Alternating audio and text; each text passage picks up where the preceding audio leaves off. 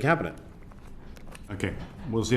It just reminds me that he, I think, has agreed to go to this memorial event at the Arboretum to mark the 70th anniversary of the nuclear weapons testing that took place in South Australia, Operation Hurricane, I think it was. Are you intending to attend that? I don't think I am intending to attend it, no. But I think I'm just trying to look where we currently are on recognition of the test veterans. Because we've had some changes of Prime Ministers. That was my next question, actually. Is it now time for a medal to recognise what those veterans and indeed civilians went through, to recognise what they endured? Honours and Recognition Committee, what do they call it, in the Cabinet Office, deal with the medal issue. Would you recommend and support the campaign for a medal? My position to that is, I've fed into the process, and I don't know where we are at that stage at the moment. But I think what they did was significant and needs a recognition. How that is recognised, I think I will press the case, and we'll see how it comes through that committee. But I don't want to undermine the deliberations of the committee by revealing my position until potentially that's been done. Okay. There's been a long campaign for compensation for those people, the health issues on this matter.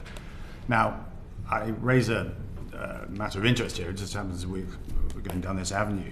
But as Veterans Minister myself, I replied to parliamentary questions that said that there was no evidence that there was any data collected that would show that blood samples showed that there was damage to any health during these tests. If it were to emerge that actually there was data collected during these tests and that data was available today, what would your advice to me be? Well, look, I think all of us proceeded on the basis of evidence before us. I mean, we always did. I mean, I think if evidence came in to suggest it, then of course. I mean, I think there's other things.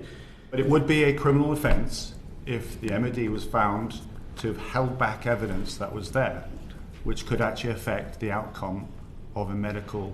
I don't know if it would be a criminal offence, but I'm sure there would be something amiss if that's what was happened, but or wrong if it happened. But look, none of us have ever treated... I had a constituent of mine who I dealt with. None of us have wanted to prevent either recognition or support for our nuclear test visitors. There's no conspiracy amongst the ministers of whatever party there has been. No, I'm not saying the ministers. What I'm saying is that if there was medical information that was withheld that could actually have an impact on treatment, diagnosis, or indeed compensation, if the MOD could have had access to this, or even today could have access to this, that would be a criminal offence.